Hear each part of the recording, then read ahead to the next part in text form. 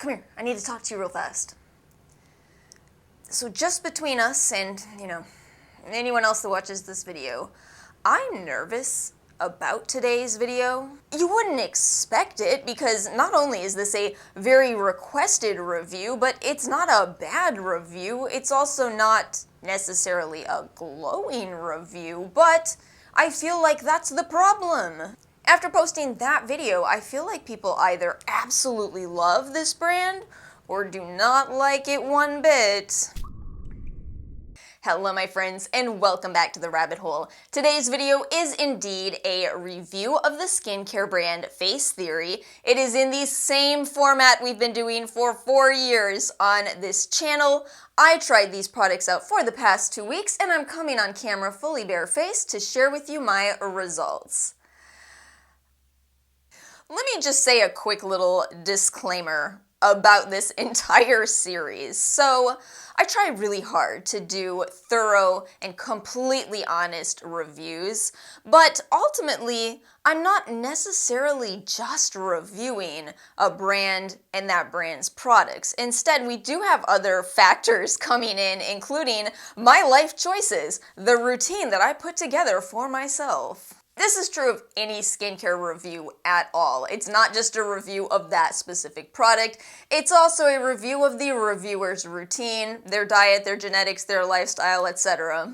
Basically, skincare reviews are kind of hard to do. They're kind of difficult to do. And as such, I want to make sure I'm clear up front that this is going to be a review that is just my own experience and opinion. I would do things differently if I could go back to day one. In fact, I might not even do a trial of this brand. I don't think this is the best brand to just switch to the way that I do. This is a brand to slowly work products into your routine with. And I feel very confident saying that. So while you may see some breakouts on my skin today, again, please don't take this as an end-all, be-all. I know a lot of you have experience with this brand, and please feel free to share your thoughts in the comments section below. Again, as always, you do not have to agree with me. You can have a completely different experience. I am happy to have your input in the comments section because I think it helps everyone. But long story short, I overexfoliated my skin so badly.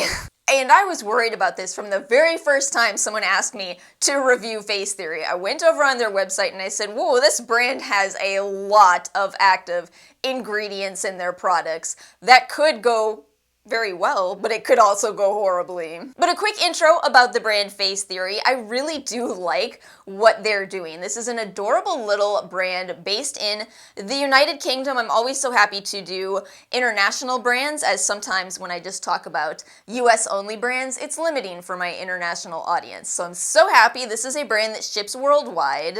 I did purchase all of these products with my own money, but I did use a coupon code. This is a brand where you can find deals. Don't pay full price for Facetheory.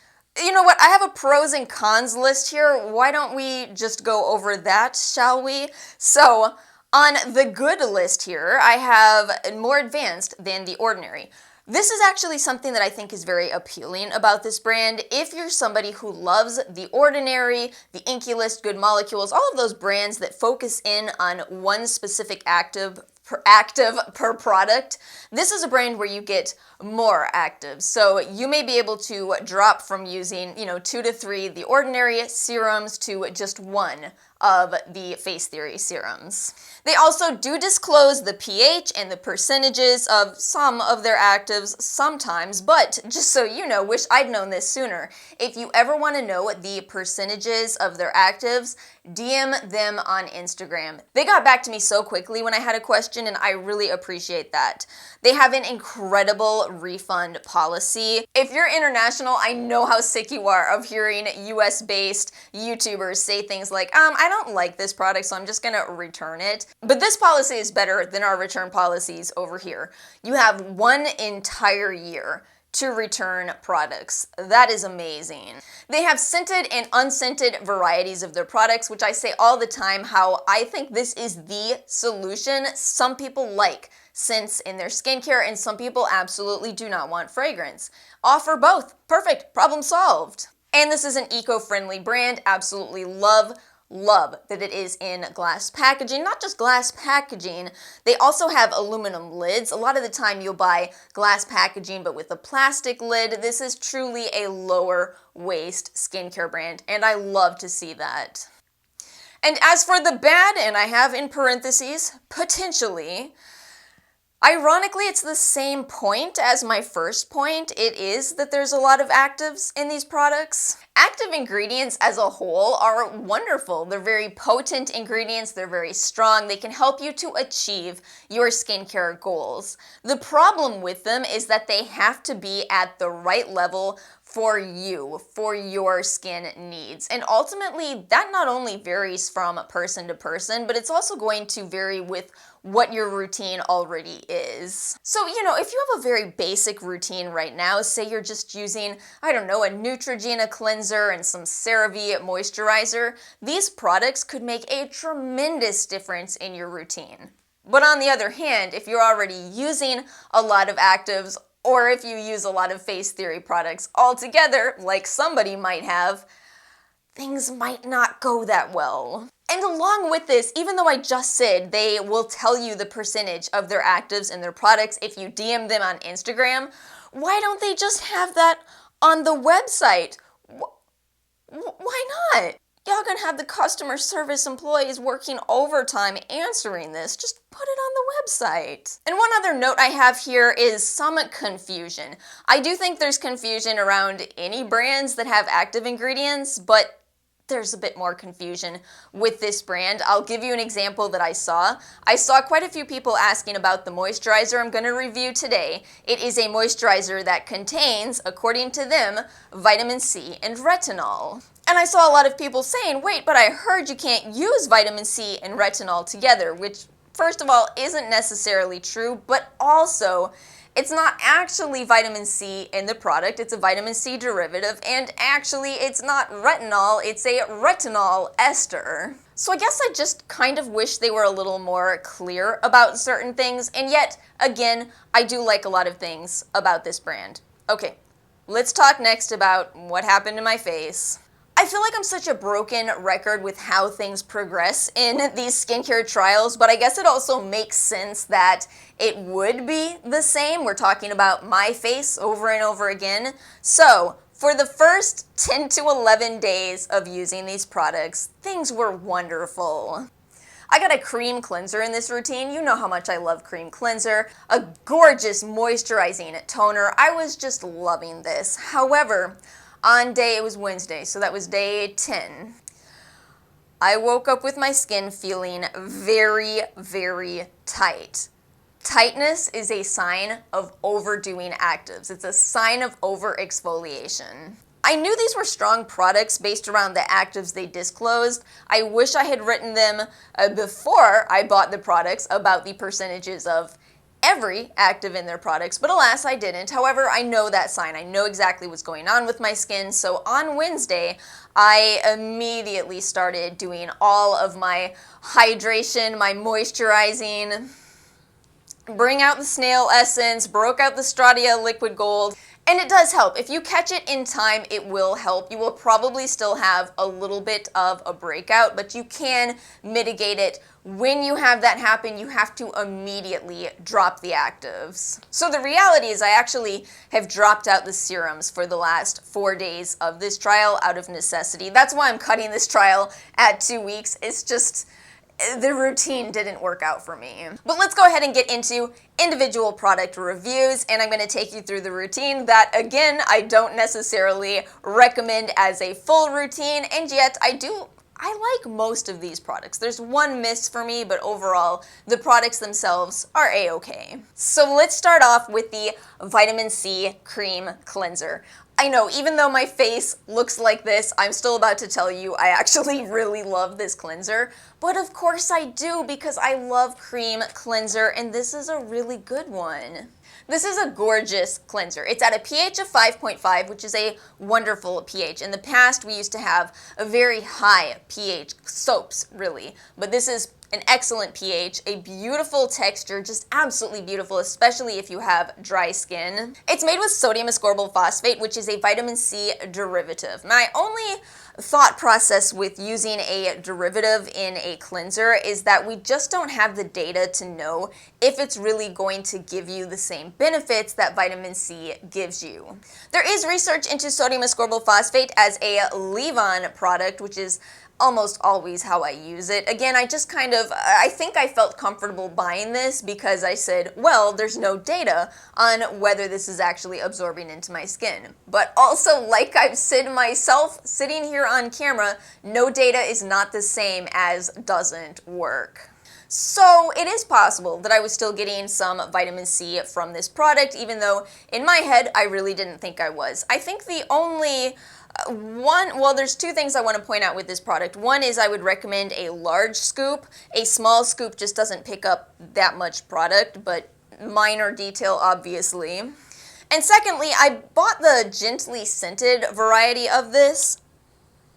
I like the smell of this. It actually has a nice, pleasant orange scent. It uses, let's see, that is the, I believe, mandarin variety of citrus oil. But again, because they give you the option, if you're not interested in scented cleansers, go for the unscented version. For my toner, I decided to go with the Colloidal-C Anti-Redness Toner. This is T3. I bought the unscented variety, and by the way, both this one and the Exaglow Serum were recommendations from a subscriber. Thank you so much, Jennifer. These were great recs. I really enjoyed using this toner. It's got that thickness to it that I personally like that's often a sign of a moisturizing toner, and this definitely is a moisturizing toner made with beta-glucan oat kernel, vitamin C, licorice, and aloe vera. Oh, since this is a UK brand, can I say licorice? It should be licorice. We don't say, oh, that product is niche. I gotta not get so hung up on the oddities of the English language. One thing I want to say about this, so that's the description on here, is what I just read you, right? Well, there's also lactic acid in this toner. Lactic acid is an AHA. It is a hydrating AHA, but nonetheless it's an AHA. However, because this is at a pH of 5, I thought it would be a-okay. If you're a subscriber, you know quite well that I am sensitive to alpha hydroxy acids and have to be more cautious with them. So, all that said, I have continued to use this. It seems that it is okay in my routine, but that is likely because that pH of 5 is too high for that AHA ingredient to really give you its max effectiveness. Otherwise, again, those ingredients are calming, they're brightening. I do think this is a nice formula. And then we have 2 serums. Now, just so you know, I knew in advance I was not buying these to stack them every single day. Instead, my plan and what I did is I alternated AM use of these, and then every other day I did my same old, Geek and Gorgeous, almost said Glow and Gorgeous. I'm sure a brand with that name will come out in time. My Geek and Gorgeous retinaldehyde, which I'm now very religious about. I will not go without that. So it's still a very active routine, but I thought it was close enough to what I typically do. I do think this is most likely where some of this overexfoliation came from. But again, it's impossible to really isolate, oh, well, if you just hadn't used that, you'd be fine. Yep, probably true. But also, if you hadn't used that, you'd be fine. Yeah, probably true. And by the way, one thing I really want to make sure I'm clear on is do not use a lot of these. It actually really surprised me. This is something I figured out very quickly. You need so little of these serums. So little that it's almost hard to spread it across your face. Let's start by talking about this Exaglow Serum. This is the S10 for all skin types, and this one has been very appealing. It's a newer release from Facetheory that contains 5% tranexamic acid. That ingredient has become really quite popular as it's an alternative for treating hyperpigmentation. So if you're somebody that can't use a lot of AHAs, or if you're somebody who doesn't like using L-ascorbic acid, this could be another alternative for you. And truth be told, I do think this is a good formula, but I do wish that they, again, would disclose what else is going on here. Because again, it's not just 5% tranexamic acid, it's also lactic acid, again, sodium ascorbyl phosphate, niacinamide, and licorice. They don't disclose the pH, but I'll be right back. I'm gonna go test it. So I got a pH of 5, which is just fine for the tranexamic acid and for the niacinamide, both of which aren't heavily dependent on that pH, but I'm confused about the lactic acid. It's kind of high in the ingredients list overall. I would expect that to be an active in this, even though I didn't realize that when I made this purchase. But again, we just talked about this, a pH of 5 isn't ideal for that lactic acid ingredient, so I don't know. So I guess what I would say with this is if you're looking for a tranexamic acid product, this is probably a good choice. 5% is a good level at the right pH. The thing is, do know that it's got those other ingredients in there which can throw some confounding variables at you, but again, possibly they're good because ingredients like sodium ascorbyl phosphate and licorice are also brightening ingredients. So it's a product where I like what they're doing with it, but I would recommend it with caution. Definitely with caution if you have more sensitive skin. And again, most likely a product to introduce on its own and not with for additional other products, especially from Facetheory. Let's move on to the Porebright N10 Serum. I was pretty excited about this because on the packaging right here it says non-comedogenic, which doesn't really mean much to me. My skin is not really affected by the comedogenicity scale, but 10% niacinamide and azelaic acid serum. Great! I love azelaic acid. And not just that, this also has salicylic acid, which is BHA, a wonderful ingredient to help fight acne. Alas, I wish that they had disclosed the percentages of those actives. Without those, hold on, there's a pamphlet inside of here that has the ingredients list. And when I looked at this ingredients list, I did notice that azelaic acid was kind of low in the formula, but I figured, oh well, maybe it's 2 or 3%. Probably not 3, probably maybe 2%, maybe. This is the product that I wrote the company about, and here's what they told me the percentages of actives are. For salicylic, it's at 1%, which is a very good daily level, and the azelaic acid in this product, according to them, is at 0.1%. That's not necessarily bad, but it's also just not really what I had in mind when I bought this. This is almost ironic. I'm sitting here saying, oh, I think these products were kind of too strong for me altogether, and yet this is a product where I wanted more of the azelaic acid. This is why disclosing before the customer even places their order is a thumbs up. I probably would have bought their other azelaic acid serum instead. They do have one. It's 10% azelaic if you're in the US. If you're in the UK, it is 15%. And that's because different countries have different laws about how much percentages of actives are permitted in products. But yeah, I mean, overall, I wouldn't buy this one again, but I will say if you're using the 10% niacinamide from The Ordinary and you want to get some salicylic in your routine, this could be potentially for you. Okay, last product in this video is actually just honestly kind of a miss for me. Personally, just my opinion, of course. I didn't expect this because this seems to be a very well-loved product. Anyway, let me tell you what it is. It's the Regina-C Moisturizer M4 Combination Dry, and it says on here, Rich Day Cream with retinol, vitamin C, and hyaluronic acid. So I kind of already gave you a spoiler about something I don't love going on here. That is the word retinol, R-E-T-I-N-O-L.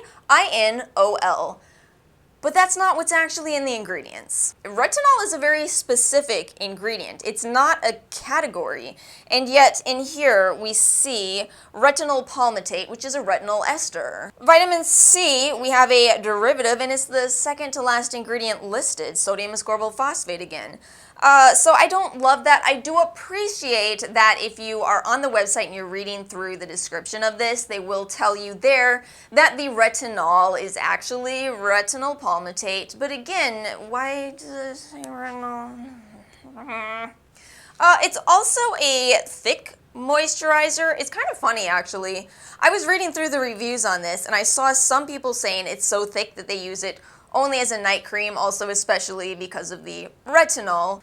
First of all, I wouldn't replace your retinol with this product for the reasons I just gave, but also I saw people saying it was thin. It's kind of like, well, which one is it? Because those are very contrasting ideas. I think it is thick. I will show you the application of this, which I filmed for you all. So the entire process of applying this moisturizer took 50 seconds. You'll see me working really hard to buff this into my skin, and that's a tiny amount that I spread all over my face. At least on one hand, it does keep you from overusing the product. You can't overuse this. You'll never get it buffed into your skin. But there's so many better textures out there that I just don't think it's a great texture. And then finally, I did buy the gently scented variety. I intentionally bought the unscented and the gently scented products just to see if there's any benefit if you're torn between the two. And while I like the smell in the cleanser, this one smells funny. What do they use in this one? Oh, it's the same thing. It's the same mint. How does it smell so different? I guess it's just the rest of the formula. I don't like it. If I'm specifically seeking out a scented skincare product, I kind of want it to smell, appealing. Otherwise, give me the meaty water smells of vitamin C or what have you. Yeah, it's just a miss for me. This is not my personal favorite product from the brand, but again, it does seem to be a well-loved product, so if you tried this and love it, share your thoughts in the comments. So some final thoughts. Again, I want to reiterate, I don't hate this brand. The routine just simply was too much for me. Maybe it would be helpful if I also add in, keep in mind what has worked for me and what hasn't. The Versed brand, for example, very low percentages of actives and yet amazing results. I also do well with the one simple ingredient based products such as The Ordinary, Geek and Gorgeous. But again, if you have a tougher skin type, you may have a completely different experience, and I can absolutely see why this is such a well-loved brand for so many. I hope you all enjoyed watching today's video. I'm going to take a week off from trials to recuperate, and then we are back to K-Beauty, starting with Haru Haru. If you enjoyed this video, please do make sure to like and subscribe. I hope you all have a truly fantastic week, and I will see you all next time.